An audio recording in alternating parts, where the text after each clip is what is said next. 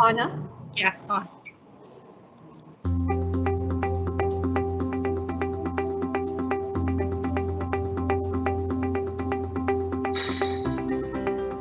The Global Scale of English, or GSE Teacher Toolkit, is a free-to-use online search tool for quick and easy access to a wealth of GSE information.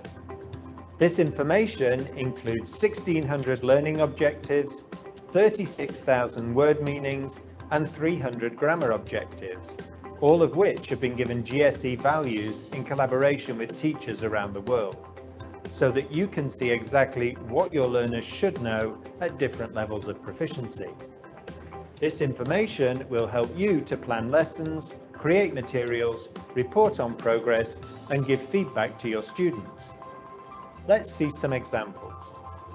I used the GSE Teacher Toolkit for planning, for adding supplementary materials, and for assessment. So I went to the toolkit, I selected adult learners and models of obligation, and I could see precisely that between 30 and 36, that is A2 level, there are only 2 models of obligation, let and shouldn't, and they appear at 34 and 36.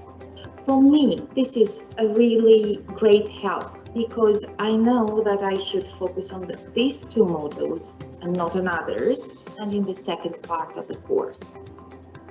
The toolkit has informed what I personally have been doing in terms of course design, documentation and delivery. The challenge we face in dealing with adult foreign learners who are perhaps migrants or refugees or asylum seekers is that we have to work at the pace of individual learners rather than work to a very tightly specified syllabus leading to an examination, and in that way accommodate different learning styles and different learning preferences. This is where the toolkit can be valuable in perhaps suggesting additional activities to complement things that have already been introduced but need further reinforcement. I use the GSE Teacher Toolkit to create curriculum learning objectives and map them to specific materials. I also use it to help create graduate skills profiles for students and map their progress to assessment opportunities. The GSE Teacher Toolkit is also helpful for curriculum literacy issues with teacher development programs, particularly with action planning and reflection. The GSE Teacher Toolkit is a free online database which brings together sets of learning objectives for adults learning general English, professional English and academic English, as well as learning objectives for young learners. Plus, an extensive database of grammar and vocabulary all in one place, and all mapped to both the Global Scale of English and the Common European Framework.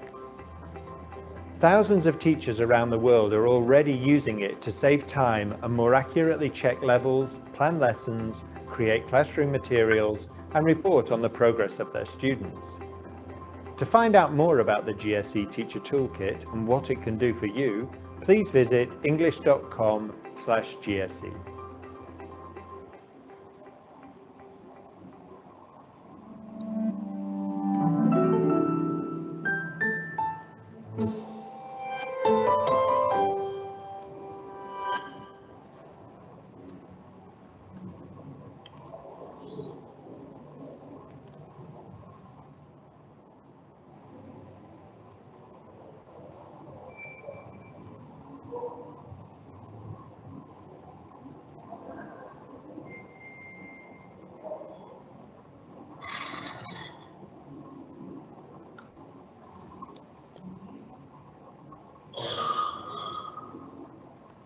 Hello everyone, and a very good afternoon to all of you today.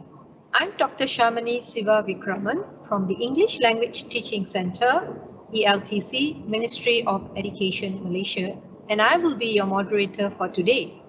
Thank you for joining this webinar today, which is part of the Pearson-MELTA Webinar series under the 10th MELTA International Conference in English Education, Result Online 2020. It's definitely a blessing to be part of this webinar series that is able to gather all of us across borders of different time zones on one online stage. Thank you to Pearson and MELTA again for this great effort. Before we begin today's webinar, please allow me to make a few important announcements regarding our session. Today's webinar will be conducted in two parts. We shall begin with a presentation by our guest speaker, followed by a Q&A session. Secondly, those who are present today will receive an e-certificate of participation. For this, at the end of the session, we are providing all of you with a link and a QR code too. Kindly key in your full name, I repeat, your full name, and an e-certificate will be generated and emailed to you within 7 working days. For the Q&A session later, if you have any questions for the speaker, please send me in your questions through the Q&A tab located at the bottom of your screen. I repeat, the Q&A tab is located at the bottom of your screen, and please include your full name, as the chosen questions will receive a prize from Pearson. So please look forward to that coming shortly.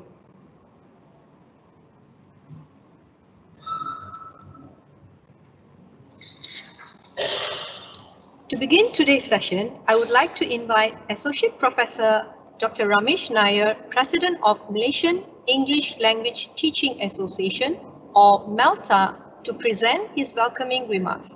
Hello, Dr. Ramesh. Hi, thank you, Shamini.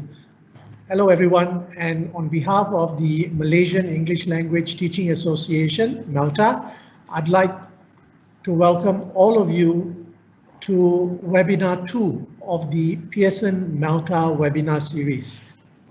As an English Language Teaching Association, we aim to support the continuing professional development of teachers, and with the COVID pandemic, we feel that the best way to reach you is through these webinar series. I actually contacted Dr. Newton sometime earlier this year to join us in an earlier series that we ran sometime in May, but Johnathan was quite busy during that time.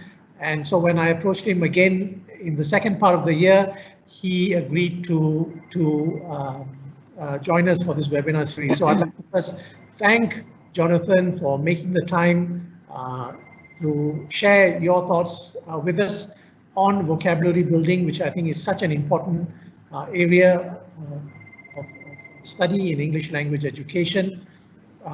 I'd also like to take this opportunity to thank Pearson for their support in this webinar series. We have been long-time partners, and Pearson continues to support us in all our endeavors. So we're very grateful to Pearson for their support. I'd also like to take this opportunity to thank the English Language Teaching Center of the Ministry of Education for their part in supporting this webinar series. Some of you may know, but just to inform you that this is the second of a 4-part webinar series leading up to the MELTA International Research Conference in English Language Education, which is scheduled for the 7th of November, just a month away. So we do hope that you will join us in the remaining webinars and join us at the conference next month. And with that, I thank you, and I will leave you in the good hands of Dr. Shamini. Thank you, Dr. Ramesh. Next, allow me to invite Ms. Chia Su Ming. She's in bright red today. Ms. Chia is the Senior Key Account Manager of PTE Academics, Pearson, Malaysia. Ms. Chia, would you like to say a few words? Thank you, Shamini and Dr. Ramesh. Welcome everyone to the Pearson-MELTA webinars. It's always great to be here and to collaborate with a hardworking organization like MELTA. It's a great bonus always for Pearson to be a part of a hugely enriching learning and sharing experience. Last week, we had a great first session with Mike Mayer on global scale of English and how the GSE Teacher Toolkit can help you to measure progress aligned to CEFA. Well, do check out the webinar on MELTA's YouTube channel in case you have missed it. I also want to take this opportunity to thank ELTC for their time and effort in coming in and moderating the sessions so professionally. Thank you, Shamini. Indeed, we had great questions from teachers from all over Malaysia for last week's session, and I look forward to the same this week. It was really great to hear the voice of the teacher community and, more importantly, get a glimpse of your needs around CEFR and 21st century learning.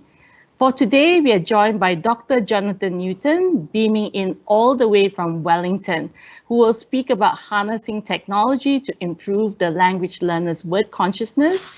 Here's wishing you all another eye-opening and enriching session. Now over to you, Shamini, to get the show on the road. Thank you, Suming, and thank you, Dr. Ramesh, for your kind words. Ladies and gentlemen, the title of our webinar today is Harnessing Technology to Develop Language Learners' Word Consciousness. We are fortunate today to have with us this afternoon Associate Professor Dr. Johnathan Newton, who will share with us on this topic with reference to number 1, effective teaching practices, 2, online learning, and 3, current research on teaching and learning vocabulary. A little on Dr. Johnathan. Dr. Johnathan is an Associate Professor and Director of the MA in TESOL at the School of Linguistic and Applied Language Studies, Victoria University of Wellington. Quite a popular figure in Malaysia, I must say, for his humble and jovial nature of supervising students. Dr. Johnathan has more than 30 years experience in the field of English language teacher education and training, and has a passion for working with language teachers. He has a special fondness for Malaysia from his time as Director of Cycles 2 and 3 of the B.Ed TESOL Twinning Degree Program at Victoria, from which around 260 Malaysian English teachers graduated between 2006 and 2015.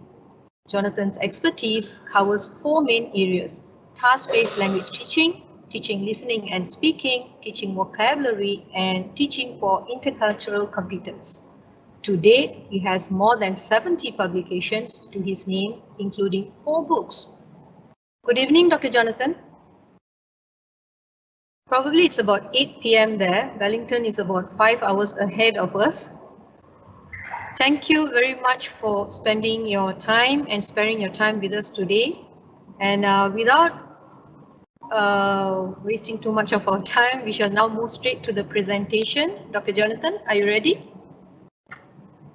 I'm sure everyone is eager to hear so much from you on this topic. I call upon Dr. Johnathan.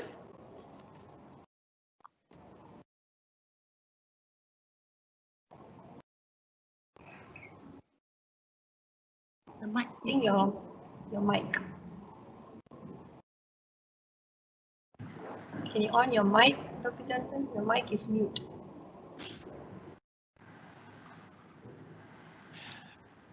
Let me try that again. Yeah, that's good. Great.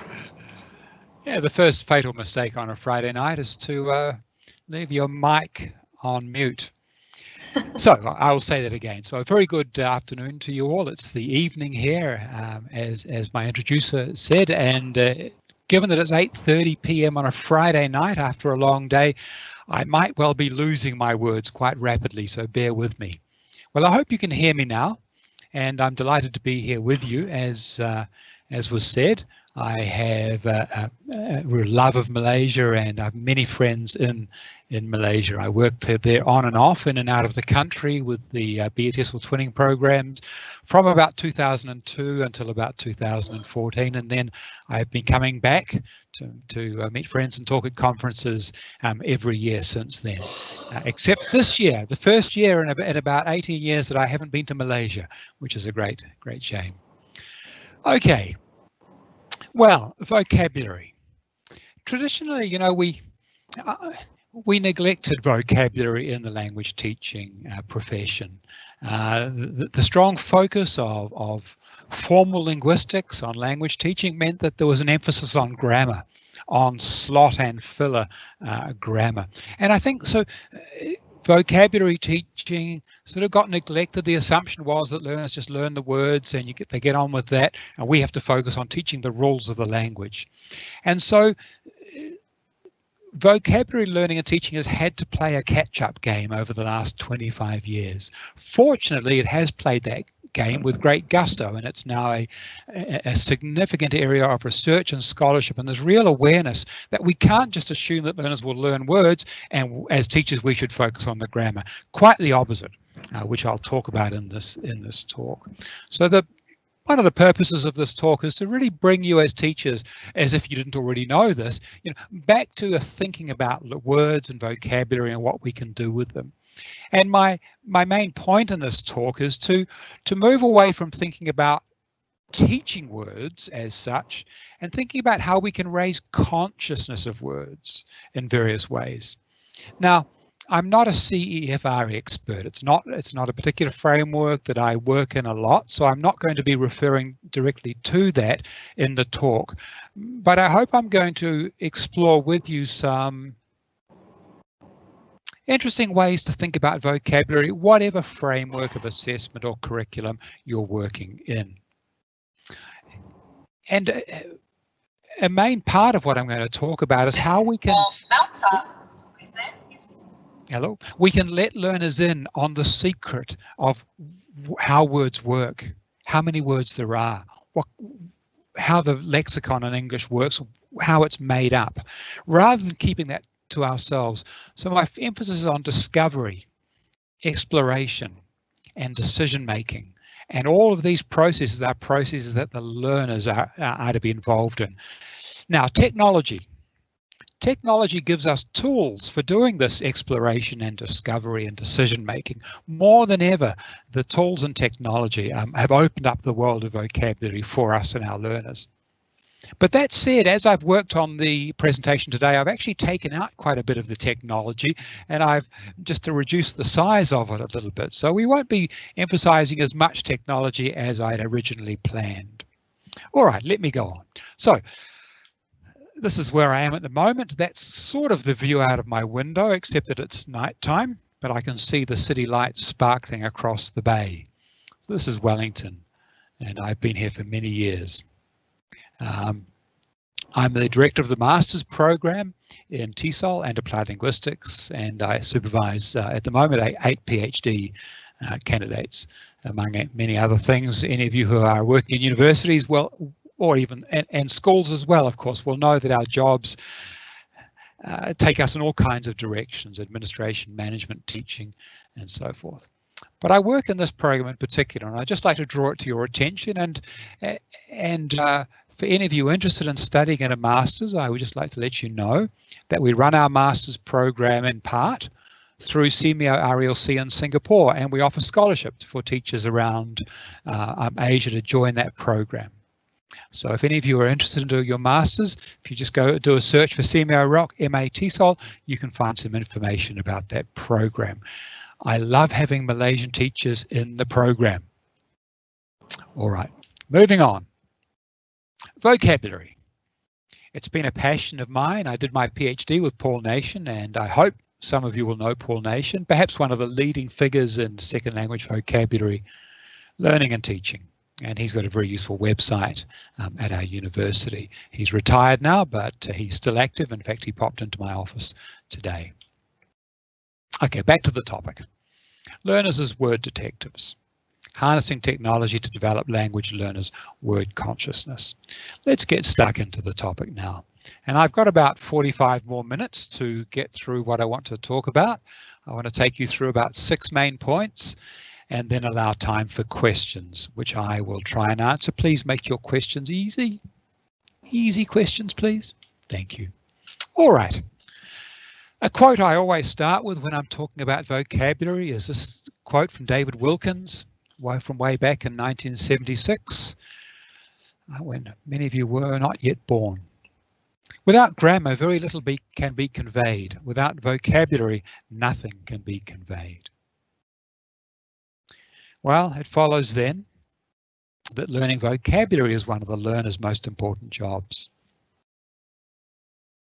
and that an effective teacher will provide expert guidance on learning vocabulary. And so this brings us to the point of asking, what is our expertise as vocabulary teachers? What do we bring to this role? What do we know about vocabulary? What do we know about how it's learned?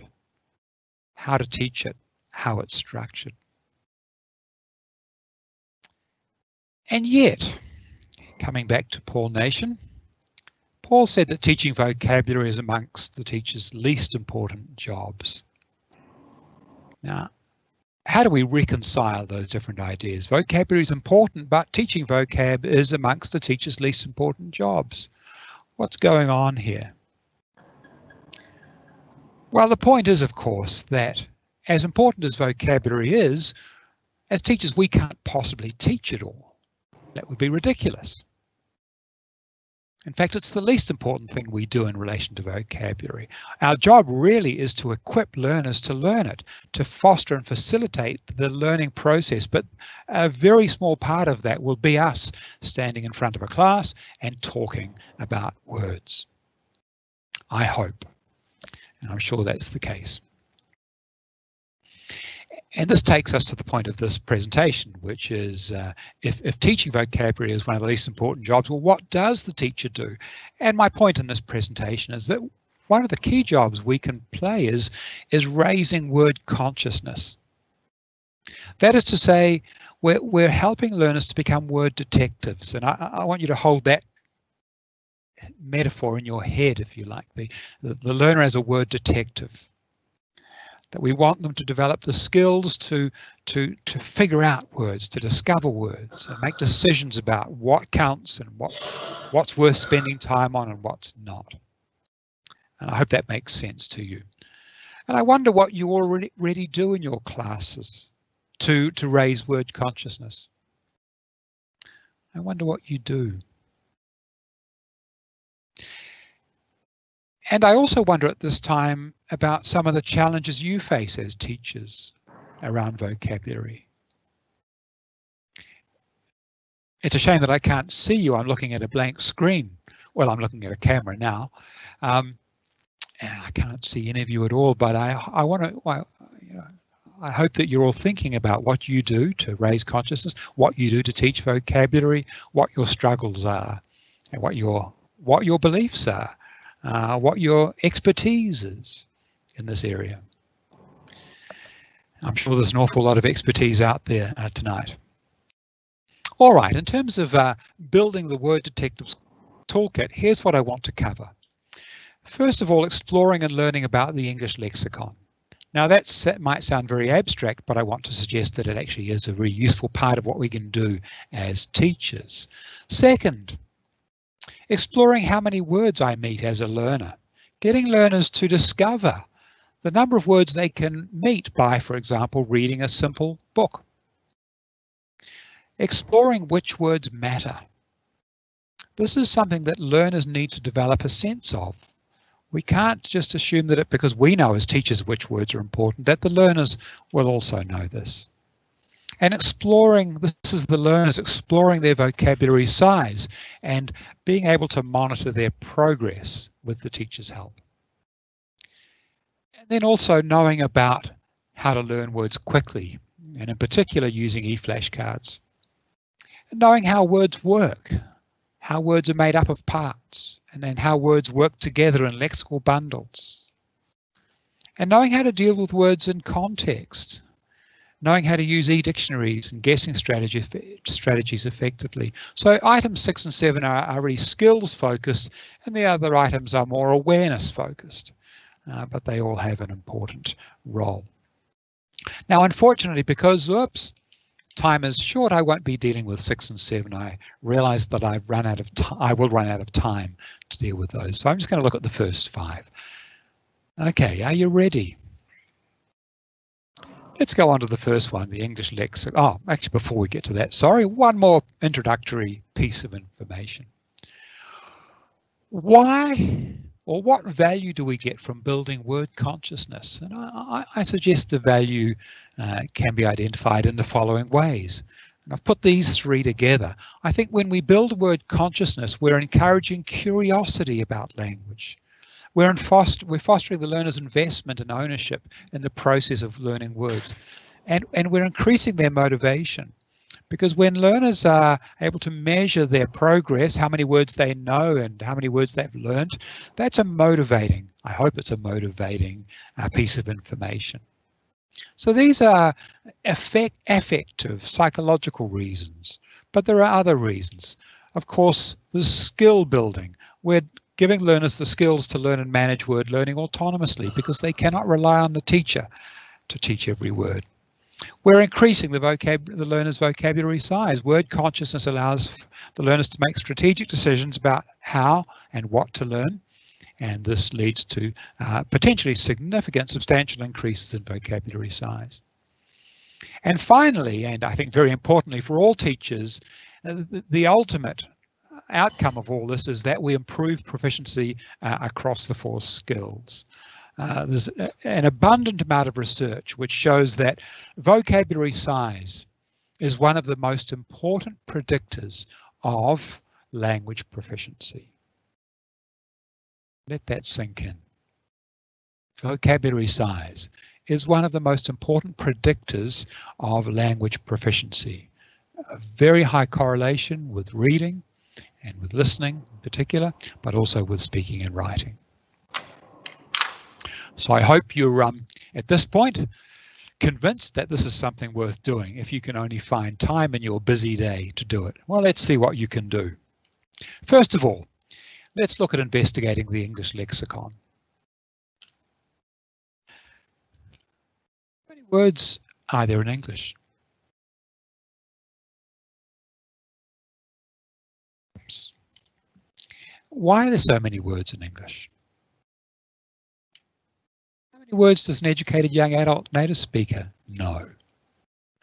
These are facts that I think a teacher should probably know. But my point here is, in this talk, that I think these are things that our learners should know. Not that they should know them, but they should be encouraged to discover and explore them. So how many words in English? You want to take a guess? Well, if we look at the Oxford Dictionary, there's about 273,000 words, of which about 171,000 are in common use. But there are other estimates. You know, some online dictionaries or online collections of words count up to 1 billion words. It depends on how you define a word. You know, a word family can be a cluster of many words that are just counted as one word. So the word interpret, you know, interpretation, interprets, interpreting, etc. There's all sorts of derivations and of that particular word. So that's a complicated question of what is a word. But nevertheless, we can explore that. Now, my point is that this is not something to tell your learners, but in terms of harnessing technology, turning this into a research project where learners start to explore online and try and find out, well, how many words are there in English? And why are there so many words? And so on. Now, I think in exploring these questions, what I'm trying to do, metaphorically speaking, is encourage you to map the territory. I think without knowing about how to deal with words and understanding the English lexicon, it's as if we send our learners off on a journey without a map, and we hope they get to the destination. What I'm trying to do here is empower you to empower your learners to build the map, to see where they're going, to have those goals in sight, to know the way stations and milestones along the way in this map of building their competence and proficiency in English, a large part of which is building a productive vocabulary. Well, how many words does an educated young adult native speaker know? There's a simple formula for this you can play with your learners, even very young learners. So the formula is we take the learner's age, we minus 2, and we multiply by 100. We multiply by 1,000, sorry, not 100, 1,000. So a 10-year-old native speaker of English minus 2 is 8, times 1,000 is 8,000. And so this provides a nice little formula for figuring out the language, the vocab size of young people. How many words does a 5-year-old native speaker know? Well, you use the same formula, the age minus 2 multiplied by 1,000. It's very approximate. This gives us a bit more information about the English lexicon.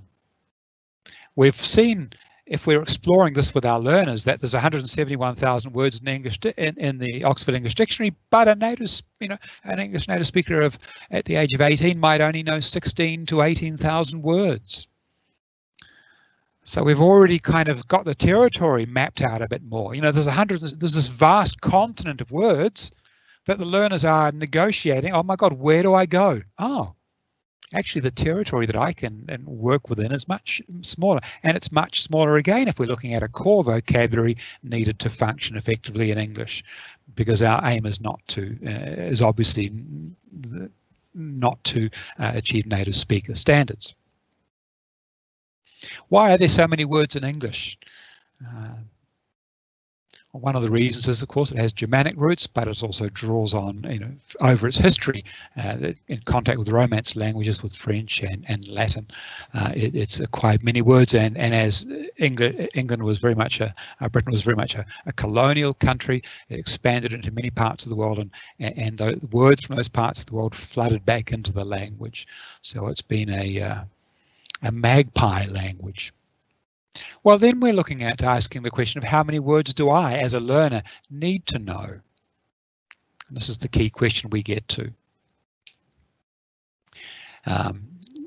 Paul Nations provided these estimates that to read unsimplified novels, to get 95% coverage, our learners need about 4,000 words.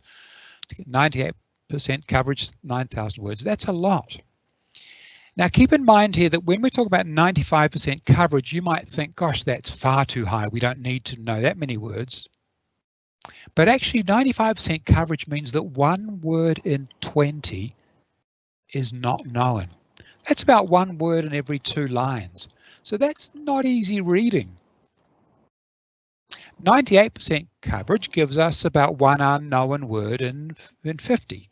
So that's 1 unknown word in 5 lines, which means that's pretty easy reading. That's much better. So this gives us more information about the territory. Now these figures are probably a little bit higher than our learners can cope with a lot higher than they need to cope with the curriculum materials at their level. But nevertheless, it gives us, again, some parameters around the lexical territory, if you like. So my first point there is to encourage teachers to explore these questions with learners to discover the territory. Another way of discovering the territory is thinking about running words. Running words are the words we meet on the page. It's not the number of different words, it's simply the number of words we meet on a page. Now, I was thinking about this last week, and I was talking to my daughter as she's reading this book, The Mysterious Benedict Society. And I said to her, how many words on a line? She opened the book. I said, take about 6 different lines, count them and work out the average. It was about 9. How many lines per page? It was about 30. How many pages per book? It was about 465 in this case. So 9 times 30 times 465. I said, how many words have you met in this book? And she was amazed, 125,550 words. Wow. Now, this is the kind of process I'd encourage you to walk through with your learners, to get them to discover how many words they're actually meeting when they open a blimming book. How many books do you reckon you could read a year, Macy? 10? I'd like to think it was 20, to be quite honest, but my daughter, like kids these days, she's 15, is not the reader that I wish she was. But okay, let's just take 10 as an average. So how many words are you meeting a year through your reading? How many running words? Well, you can do the calculation, can't you? So it's 1,125,500. I think I've got that right. That's a lot of words. So it seems to me that this is a motivating way to think about reading. Now let's take reading words and graded readers, which will be more in line with the reading scale for learners of English. Words per line, well, maybe it's about 7. Lines per page, maybe about 20. Pages per book, oh, it depends. Graded readers can be 20 pages, 50 pages, 80 pages. Let's take it 40. So if learners read a small graded reader, they're meeting 5,600 running words. How many of these books do you think they could read a year if they're reading 10 minutes a day, 3 days a week? Let's be really ambitious and say they read 20 simple novels. These are very small books, very simple, not difficult vocabulary. They're meeting about 112,000. I hope I've got that right. I'm sure there'll be some of you out there doing your calculations, just checking. 112,000. So you can see there's some real power in discovering how many words you can meet through reading. Again, I'm encouraging teachers to work with learners through this process of discovery. Okay, 3. So we've looked at the lexicon, the size of the lexicon, the number of words met. What about which words are important? Are all words equally important? What choices do you make about which words you encourage your learners to learn or which ones they don't learn? I'm guessing the curriculum stipulates that each unit has keywords. But let's just look at this, an important principle here to do with the words that deserve attention. Here's a word, suggest. Here's another word, postulate. Suggest is a very common word. Postulate is an uncommon, low frequency word. Now, if we use an electronic dictionary, the long one, which is particularly good for this, get the learners to pop online if there's a word in the curriculum that looks like it might need attention. Here's suggest. We can see here S1W1. That means it's high frequency spoken in the spoken corpus, and it's high frequency in the written corpus. It's got 3 dots. It's a super good word to learn. So the learners discover this information from the dictionary. This is powerful information, and I hope as teachers we utilize it. Postulate. It's not in any of the frequency lists. It's such low frequency. It's got no dots. It's not worth spending time on. I don't know when I last saw the word postulate, to be quite honest. I don't know if I've seen that word in years. So if I spend time learning it, what am I going to do with that learning? So time invested in suggest is time well spent. That word needs to go onto a flashcard.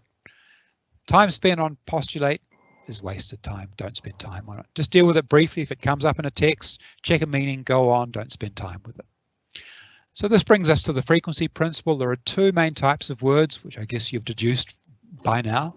High frequency words, they occur often and they cover a large proportion of a wide range of texts. And low frequency words appear very infrequently and cover only a small proportion of the text. If you learn a low frequency word, the chances of seeing it again and using it are low. Therefore, the learning may be wasted. We can see this very powerfully illustrated in this table here, where the 10 most frequent words cover 25% of the running words on a page. The 1,000 most frequent words give us 75% coverage. So our learners need to know the frequent words. There's no point learning low frequency words if they don't know the 1,000 most frequent words. These are very powerful words. All right, I'm not going to spend time on that. Time's running out. So the frequency principle, spend time on learning high frequency words.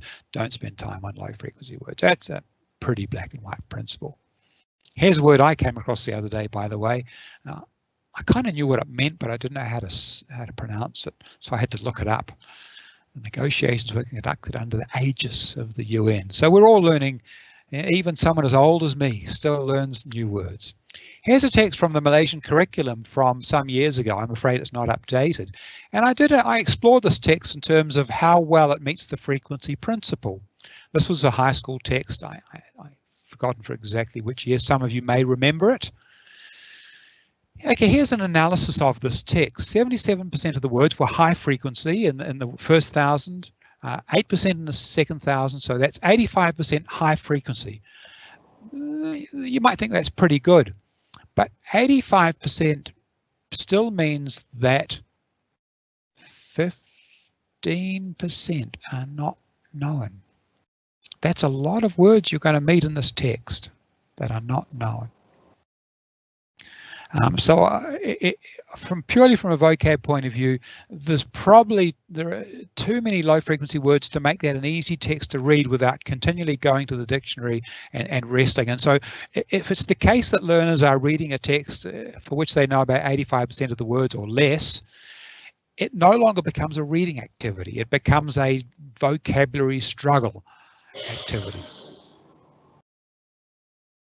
And we can use LexTutor, a very interesting, powerful program for finding out about texts. I'm sure some of you will be familiar with LexTutor.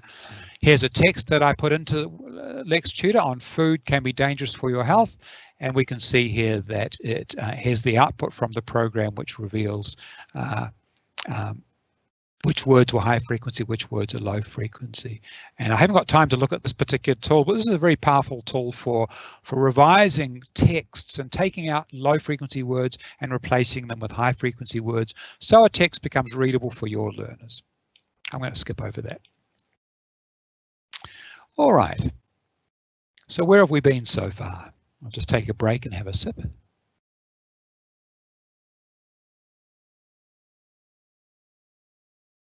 So we've looked at the size of the lexicon, learners meeting running words and discovering how many words they can meet, and we've looked at which words are important and which words aren't.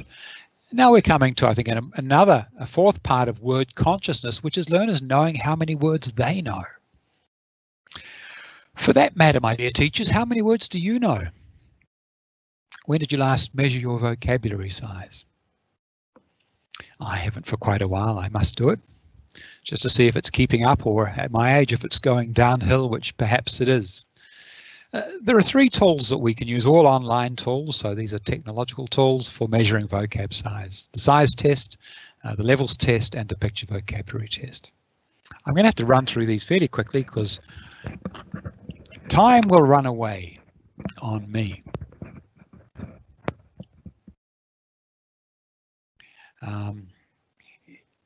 Diagnosis, information about vocab size is very powerful and important for teachers and choosing what to spend time on, diagnosing gaps and then filling those gaps. The vocab size test is available online. Just type in that website, my.vocabularysize.com, and it looks a bit like this. Anybody can do it, and it's free. It's multiple choice, 140 items representing 14 different frequency levels, and there are 10 items per level, so it doesn't take a huge amount of time. And we calculate the overall vocabulary size on the basis of the score on the test multiplied by 100. A few key points about it: it's really easy to administer and grade. Learners can access it online and do it themselves. There are bilingual versions, and it gives teachers and learners information on which to plan the curriculum and plan learning priorities. A second test is the levels test. So that was the size test. This is the levels test. The levels test is a little bit more fine-grained, and it allows us to identify the particular levels at which our learners are strong and weak. So it measures vocabulary size at the 1,000, 2,000, 3,000, 4,000, 5,000 word levels. The 1,000 and 2,000 levels are essential for our learners, and 3,000 is the upper boundary for high frequency moving into low frequency vocabulary. The format is a matching format, so in each cluster, test takers choose a word to match the definition. So, green leaves that cover the ground, grass, etc. There are 30 items in each level, and scores at each level show mastery at that level. There's a few good things about the VLT. It's free again. It's available online. Items are derived from a very large corpus, so it's a very it's based on a current English usage. And it's the first test to include measurement at the 1000 level, and many of your learners will have a vocabulary, if you're working with with primary or lower secondary, with a low vocabulary, and so that level becomes particularly appropriate. It's got two forms, so you can use it as a pre-post test. You can use it before and after a semester to see if learners are gaining anything. And it's easy to administer and grade. And the learners are provided with automatic scores and advice. So I think a point to make here is, again, in terms of empowering learners, it's not just you, the teacher, that holds the information, but the information becomes available to the learner as well as advice. A third test, oops, it should be number 3, not number 2, is the picture vocabulary size test, in which learners listen to words and tick the picture. So this is for learners who may not be particularly literate in the language, but it allows a measure of their ability to recognize words that are spoken rather than written. All right. I'm getting on to my 5th point now, so I'm getting towards the end of this. I hope I'm keeping your attention to some extent. We're moving on to flashcards and electronic dictionaries. And again, my point through all of these 5 areas is raising consciousness. And this icon here is to remind us that we're encouraging learners to become detectives, to discover and explore and decide. Flashcards got a bad press back in the 80s and 90s, I think, misguidedly, because everybody thought, well, you should only meet words in context, and all language learning should be in context. You know, this is Krashen's notion of comprehensible input. But there's been an enormous amount of research which just shows the very powerful effects that flashcard learning can have on vocabulary size, on learning, on building rapidly building a recognition vocabulary. Let's go back to these 2 words. Do you remember suggest and postulate? As I've said here, one of these words looks like it's worth spending time on, so the learners can pop it into their e-flashcards.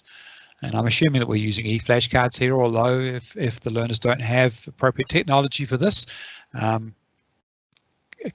flashcards are still fantastic and have a real value where learners don't have technology available. The important thing is, of course, you have the word on one side and the meaning on the other, or a translation on the other, and there's research showing that translations are fine, and maybe a sentence context. The mistake learners often make when they're doing their own flashcards is they put the word and the meaning next to each other. The brain's not doing any work then. You've got to get the brain to do the work. Lots of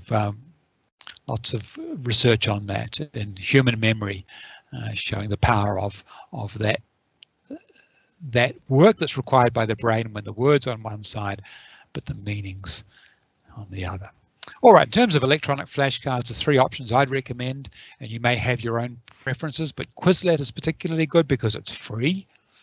Flashcards Deluxe is great, but there's a paywall, and Anic Mobile is also terrific, but there's a paywall. So if you're not familiar with flashcards, these are 3 that you might want to explore and look at their different features.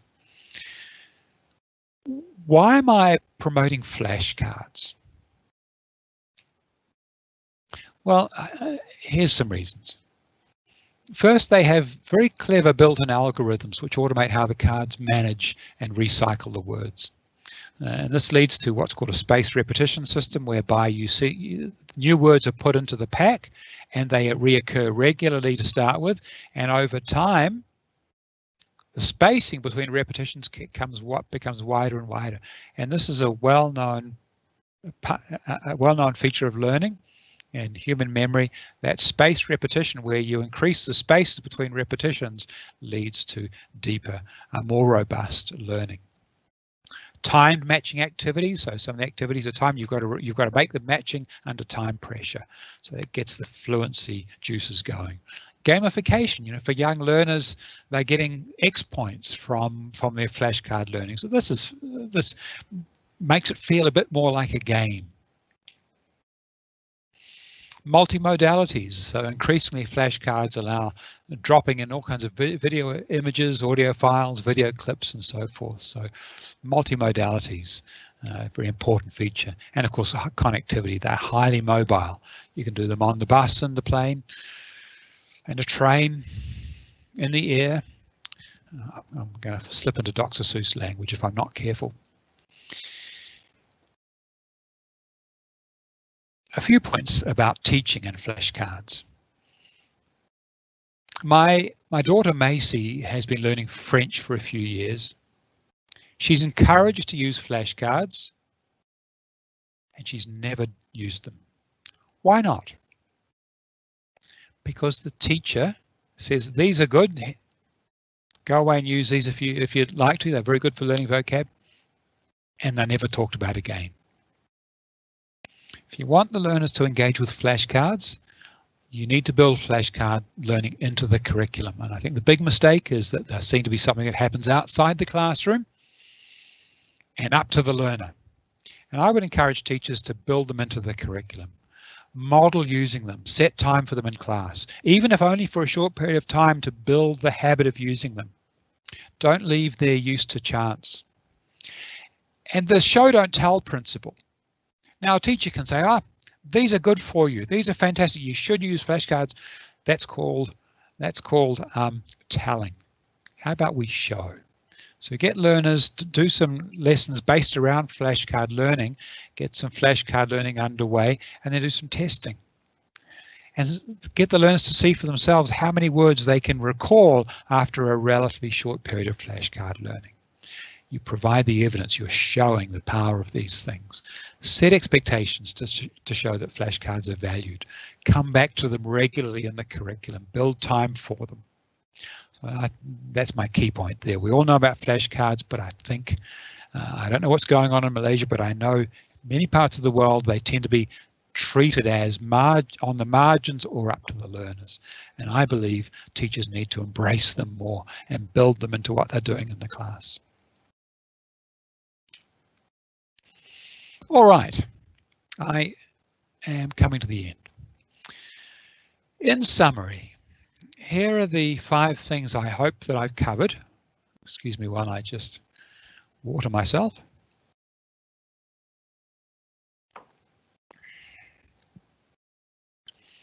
Exploring the English lexicon, discovering how many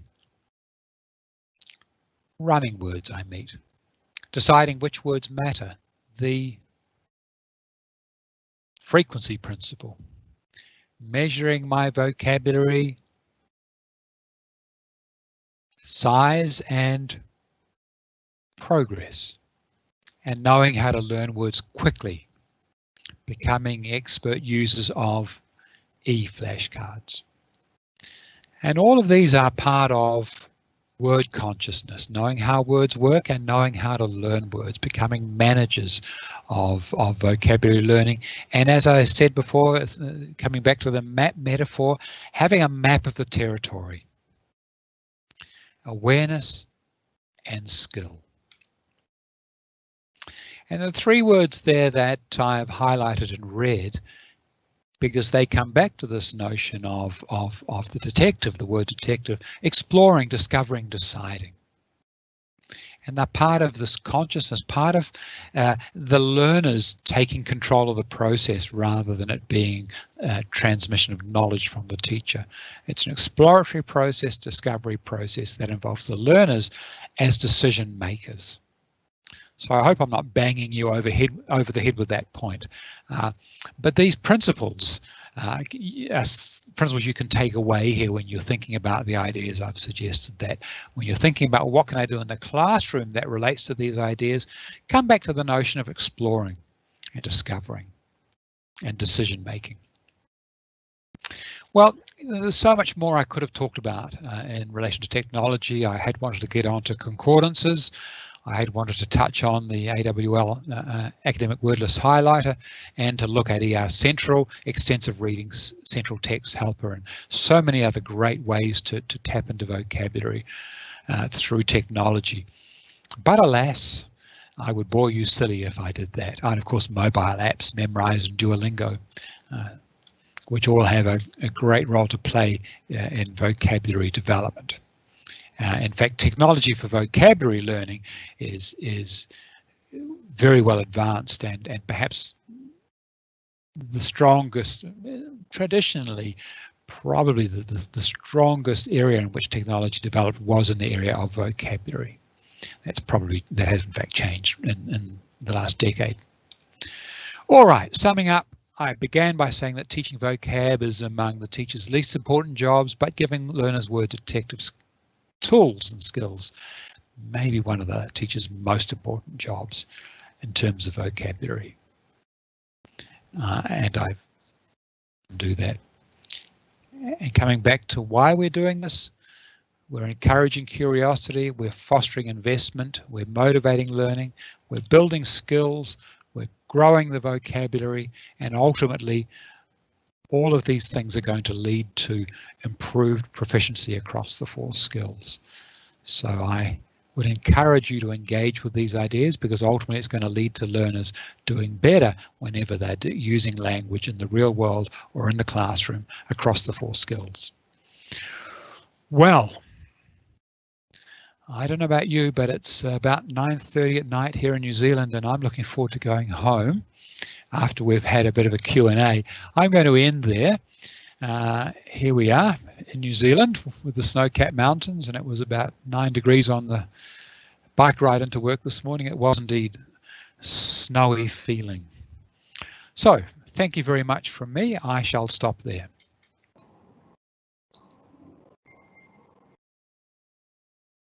Thank you very much, Dr. Johnathan, for your session.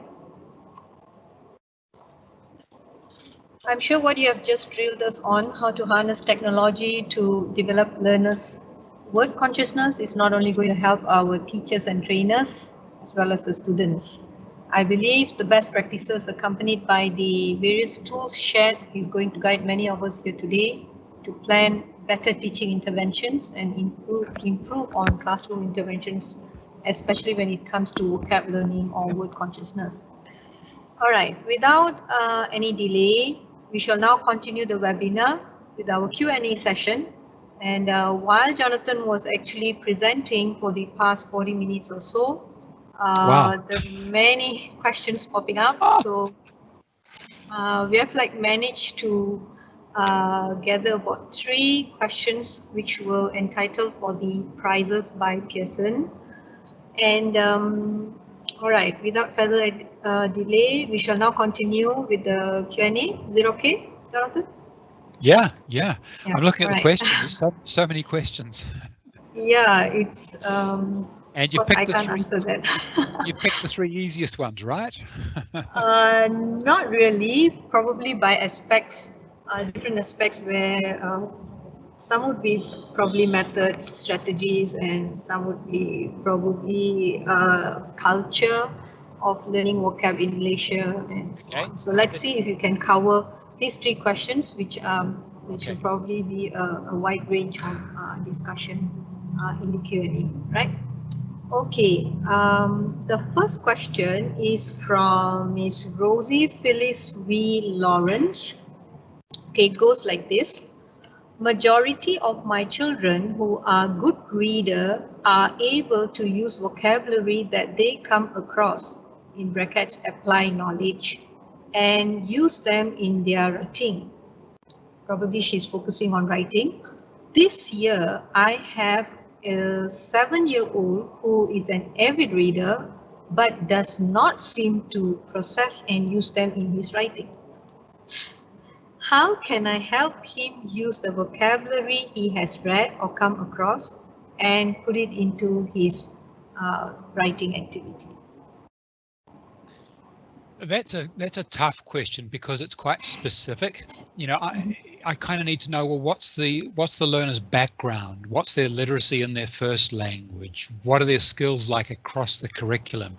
So if I was the teacher of that learner, I would be wanting to answer those questions. I would be asking perhaps the other teachers in the school, well, where is the student at in terms of their ability to take ideas and express them? So that would be one way I would answer that question. But in terms of getting productive vocabulary, a second answer would be all learners are at different stages. We know, if all of us who are parents will know that if we've had more than one child, some kids start talking at about 1, and some kids, you start freaking out because they're not really saying words until 6 months later, but they all reach the same level within 2 or 3 years. Some learners just need more time to go through that gestation period of the word, absorbing the words, and then the words will in time start to come through in their production. That said, I think the teacher needs to provide some simple scaffolded activities where those words are put into productive writing. Perhaps some simple activities where the learners with something that's called backwriting. If you do a search on Google for backwriting, it's a fun little activity. I haven't searched for that for a long time. Perhaps some simple gap filling activities where part of the text is already written and the learner has to fill in the gaps, or there's stems provided and the learner just has to complete the stem. So in other words, the teacher is doing part of the writing for the learner, scaffolding their transition into full writing. Next question. Okay, I hope that explanation by Johnathan has answered Rosie, and hopefully she's online. Questions. All right. The second question comes from Miss Lim Si Yin, and her question goes like this. Asians love giving lists to learners and practice them as a spelling activity. Some learners would learn it phonetically, some by letters, and some by heart. What is your opinion about this culture? Very interesting. I like the word culture there. Yeah. I gave a seminar in Penang at USM a few years ago. It was about translanguaging. I don't know if you're familiar with translanguaging. That is bringing the learners' languages into the English classroom and allowing those learners' languages to have a place. In other words, in simple terms, L1, finding a place for L1 in the classroom, which is very controversial. Now, I had a teacher there from mainland China, and she was so excited. At the end of the seminar, she said, "I'm so glad that you have," I'm paraphrasing, "you have justified my use of the grammar translation method." In other words, she thought I had justified her use of translation as a teacher throughout the teaching lesson. The traditional old approach. That's not what I had done at all. She completely misinterpreted the point that I was trying to get. And it's the same here with talking about flashcards and learning words, thinking about words as single items. If a culture or if a teacher or if learners have a particular obsession with lists and with learning discrete items, I'm not wanting to encourage that. I'm not wanting to justify practices which no longer deserve to be justified. What I'm trying to do is bring some balance in, and I think we have to see this in terms of the 4 strands that should be in a program, the strands of meaning-focused listening and reading, meaning-focused writing and speaking, focus on language, which is the vocab part, the lists, and fluency development. Now, if we think of each of those as being roughly equal, the stuff that I'm talking about only fits into 1/4 of the program, and it's only a small part of that. It's only a portion of a quarter, so it's only a small part.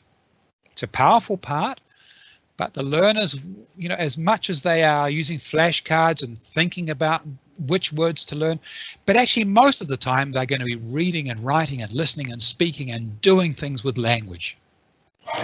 This is complementary work, but it does not replace that. So I'm not really answering the question, except to say that I'm not encouraging, if you've got learners who love learning lists by heart, well, draw on that by all means. It's great because you can learn a lot of words that way, but not by using lists so much, but by using well-designed flashcards.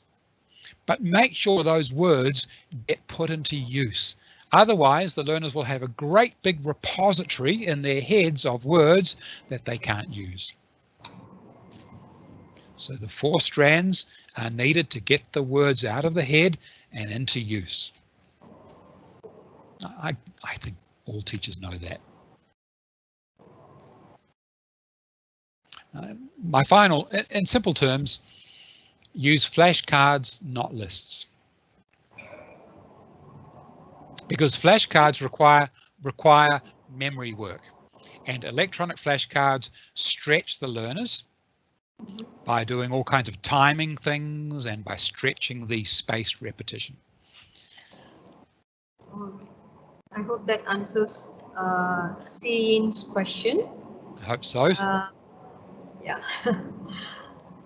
Okay, the last question for the prize winning category, right? All these 3 questions that I have actually shared today are the prize winning questions. Okay, if time permits, then we probably would discuss the other questions, but let me share the 3rd question first. Despite, all right, sorry, the question is from Amy Zha. Question goes like this: despite the ubiquity of technology and media, it is often not on my teacher's priority list of vocabulary instruction strategies and materials. What e-work strategies would you recommend to help students' interest in words and self-efficacy? Can you just, what's the question again at the end there? What strategies would I recommend? E-work, E-V-O-C strategies would you recommend to help students' interest in words and self-efficacy? What key strategies? What key vocabulary learning strategies? E-work, I think it is electronic vocabulary strategies. Probably online strategies, is it? Yeah, okay, online strategies. E-work, that's E-work. E-V-O-C. E-vocabulary. I think it's E-vocabulary short for vocabulary. Yeah, e-vocabulary strategies. Well, the one I've talked about so far is flashcards. It's one of the most obvious ones. Duolingo programs like that have a lot of really great, rich vocabulary building skills in them.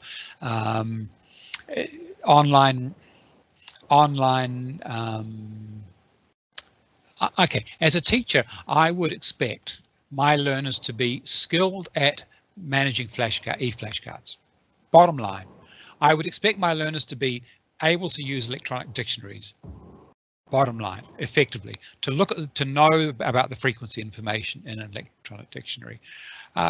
For more advanced students, I would probably give them some familiarity with concordances. Those are probably the 3 that come to mind.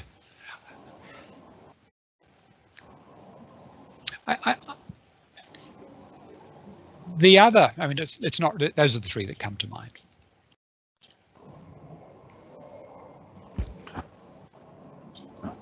My brain was just going off to think about the very first thing I talked about the English lexicon. And if you're setting that up as a research project as a teacher for a class, okay, go and find out information about how, about English. Of course, what they're going to do is they're going to come across words they don't know as they're doing the research. And one of the wonderful things about meaning-based work is learners encounter vocabulary in the process of trying to do something with language. And that's a tremendously powerful way of learning words as well. But that's where learners need the strategy of putting all these things together. Oh, I've come across a difficult word, a word I don't know. Should I put that on a flashcard or not? Should I learn it or should I just ignore it? that's where they have to go to the frequency information. And if learners don't know the frequency principle, they will just blindly try and learn every new word they come across. Have you seen that in your learners' books? You know, I used to, in China, my students used to translate every new word and learn them. Johnathan, can I just interject? I'm taking advantage of taking advantage of my position that, you know, allows me to just come in and ask a question. But sorry, Shamini, I think I'll get in trouble after this. But quick question: when I think of flashcards, I think of words appearing in isolation, and words never really appear in isolation, do they? It's always contextual. Our words keep company with other words. We talk about the collocation of words. Yeah. So how do we deal with the teaching of vocabulary? When do we teach it in isolation? And when do we teach it in collocation with other words? Thank you. That's a fantastic question. And this comes back to my point about lists, that I don't want, in talking about flashcards, to drag teachers away from the power of engaging with words in context. But my point is that we've got so caught up in needing to meet words in context that we've lost the value of learning words as discrete items to build a rapid vocabulary. Look, our learners need a minimum, you know, if they're going to function moderately in English, of 2,000 words. 3,000, 4,000, 5,000, 6,000 as they get up through senior school and into university. That's a lot of words to learn. And the research is very clear that learning words incidentally through reading or watching TV, it happens, but it won't get you 6,000 words easily. You've got to do a lot, you know, for native speakers to get to their vocabulary. They are processing millions and millions of words. You know, a child in their native language, by the time they're 4 years old, they've heard millions of words, or the same words millions of times, if you like. Our learners don't have that advantage. So we have to find shortcuts. And what I'm arguing here is, and the research is very strong on this, and I'm very happy to send you some references, is that learners can build a rapid receptive vocabulary through discrete word learning. Now, that's not all that vocabulary learning is. They need to, first of all, establish form-meaning relationships, but then they need to put them to use. And then they need to develop retrieval speed for those words, and see how the words work in patterns and lexical bundles and collocational chunks and all kinds of things that you're talking about. So all those things are incredibly important and will not be achieved by flashcards. But flashcards get you in the door. They get you on the first 2, 3, 4 steps of the ladder. Now, that's when the other 3 strands in the program become incredibly important. The words you're learning on your flashcards, you need to see them in text. You need to use them. So that's why the words on the flashcards should be coming out of the curriculum, coming out of high frequency word lists, not random words. And those are the words that if the learners are reading graded readers, doing curriculum work, using a really good textbook, they're going to meet those words again and again. But that initial step on the ladder is achieved through flashcards, for example, which allows learners to access texts which otherwise they're going to struggle with. It's not, yeah. Does that answer the question? So does that mean it's like a transition from isolation to context? So there is a possibility that a child learns initially using flashcards and then eventually goes into the contextual in a much greater level.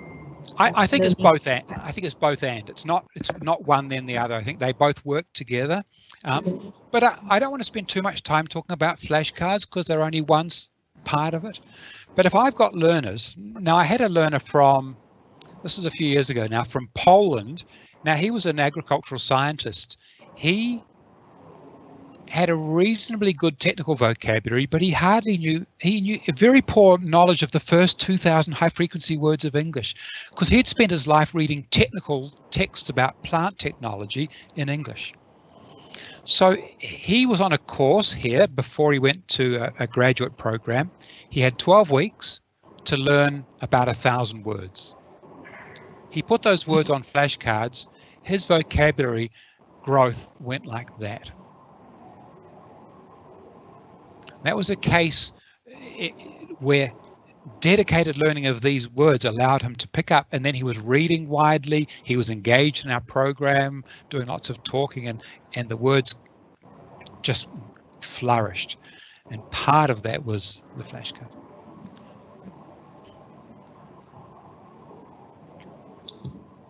Okay, that comes to an end of our Q&A session. I must say, please don't feel offended of your questions not being chosen to be answered. I must admit that some of the questions that were actually thrown in the Q&A board here was actually answered by Johnathan in his presentation. So if you did not collect the answers, you could probably replay the recorded live session today and then get your answers there, right? Okay, so ladies and gentlemen, I would like to thank Dr. Johnathan for answering the questions, and a very big thank you for joining and sharing with us today. It's late there. I'm pretty sorry. We hope to see you again for more sharing session, hopefully in person too one day, real soon. I'll be back. Any last words? Any last words from you, Johnathan? You've been delightful, Shamini. Thank you for your very skillful curating of the session here. I thank you all for putting it on. Thank you to Pearson, and I apologize for all my see, I can't even, I'm losing my words now, for any misinformation I've supplied or anything that's confused you. But I hope there's been something here that each of you can take away. I hope you're encouraged to think about vocabulary. And if you've never thought about flashcards before, I'll tell you what, go online yourself as a teacher and just try and learn a new language, learn a few flashcards and see how it works. Okay, but that's all from me. So thank you very much, everybody. Thank you, everybody. Next time I do one of these, I'll actually have a flashcard program and we'll go through it together and illustrate it a bit more. Yeah, that'd be nice. Much more interactive. Okay, thank you again, Dr. Johnathan. Okay. Ladies and gentlemen, before we end, I would like to once again invite our sweet Su Ming. Say a few words, Su Ming. Thank you, Shamini, and thank you, Johnathan, for the valuable suggestions in helping teachers fast-track learners to become meaning-driven and engaged word detectives. I love that word, really. It's such a great word. You know, it takes so much ownership in your own learning. We hope you have thoroughly enjoyed and benefited from Johnathan's session, everyone, both Pearson and MELTA. Look forward to having you join us for the upcoming webinars for more exciting sharing. And plus, there are also great prizes lined up for each webinar. So those of you who have gotten your questions picked for a live response, wait for my email. My closing message is the same this week as it was last week. At Pearson, we want you to feel supported, feel inspired, and know that there are plenty of resources at hand to help you to be ready to move forward. So to join our Pearson ELT teacher community, and here's wishing you all the very best in your journey of learning and teaching. Keep learning, keep teaching. Thank you. Thank you, Su Ming. Next, once again, please welcome Dr. Ramesh. Would you like to say a few words, Dr. Ramesh? Johnathan, as always, thank you for a very interesting presentation. We can't say enough how important vocabulary is. I think the conscious teaching of vocabulary is something that we don't work at hard enough, I think, in a lot of classrooms. So your presentation certainly reinforces the importance of that. I'd like to thank Pearson again, once again, this webinar series, partnering us, and thank you also to the Special Projects Bureau of the Malaysian English Language Teaching Association for leading the organization of this webinar. And thank you, Shamini, for an excellent job. Thank you. Thank you, Dr. Ramesh. And this marks the end of our webinar, ladies and gentlemen. Before we end, please remember to access the following link. We'll share with you the link soon. Yeah. Okay. Access the following link and fill in your full name to generate your e-certificate of participation, which will be emailed to you very soon, probably in 7 working days. So on my left, you can see the e-certificate for participation, and on my right is actually a short survey on the webinar held today. So Pearson will get into touch with the prize winners of our Q&A session via email very soon. Congratulations to the 3 winners. I would like to share their names again.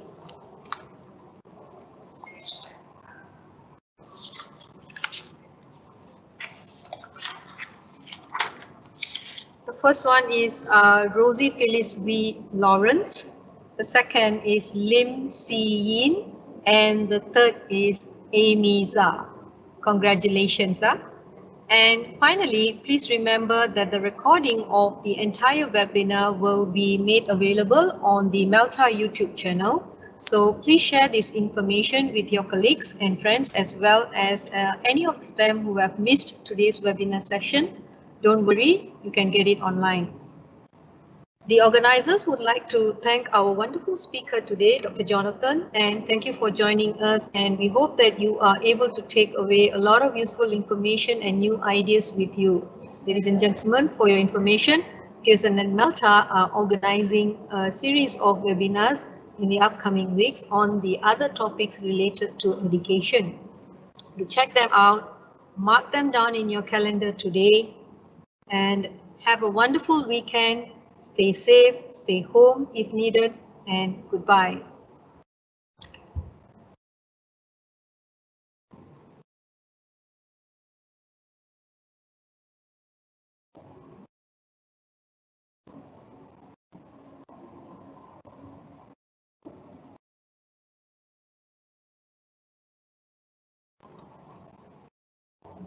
Yeah, I guess it's goodbye.